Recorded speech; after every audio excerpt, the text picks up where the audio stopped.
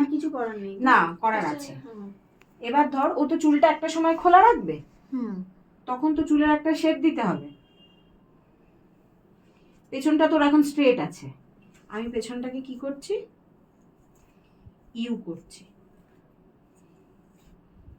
কিভাবে করছি, সামনের চুলটাকে পেছনে নিয়ে নিয়েছি, দুটোকে একসাথে নিয়ে নিবি, পুরো মধ্যখান থেকে গাইডলাইন নিয়েছি। এইটা যেটা ছিল সেটা পুরো নিয়ে নিয়েছি। হ্যাঁ, মানে সামনেরটার পেছনেরটা, তাই হ্যাঁ একসাথে নিয়েছি, কারণ সামনেতেই পরে অন্য কাটিং করবো, সামনেরটাও তোমাকে বাদ দিতে হবে বাজেটা।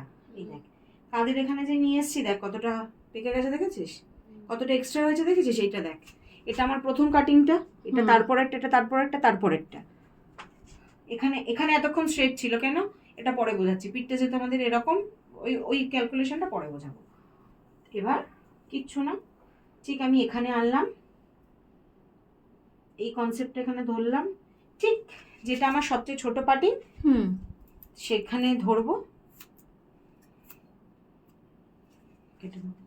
বুঝতে পেরেছি, এই জন্যই কাটতে কাটতে চুলটা ছোট হয়ে যায় নাকি, এদিক থেকে সমান করতে গিয়ে।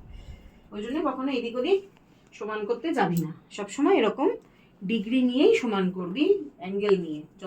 যত বড় হেয়ার ড্রেসার আছে পৃথিবীর, বড় বড় হেয়ার ড্রেসার কেউ এই বিগ এর মতো কাঁচি দিয়ে এমন ধরে কাটে না, ছোটরাই কাটে। কখনো কাটবি না। কি হয়, চুলের যেই কুচকে যায়, দেখো ওদিককার চুলের থেকে এদিকের চুল শুকিয়ে গেছে, তোরা নতুন হলে বুঝতেই পারবি না, এদিকের চুল ছোট হয়ে উঠে যাবে, তখন ওই দুদিকে নিয়ে কাটতে কাটতে দেখবি এখানকার চুল এখানে চলে গেছে।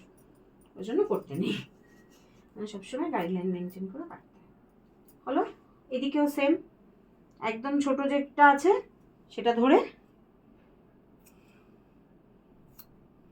কেটে দিলাম, তাহলে চুল এক ফোঁটাও ছোট হলো না, কেউ দেখে বুঝবেও না চুল কেটেছে কটুকু।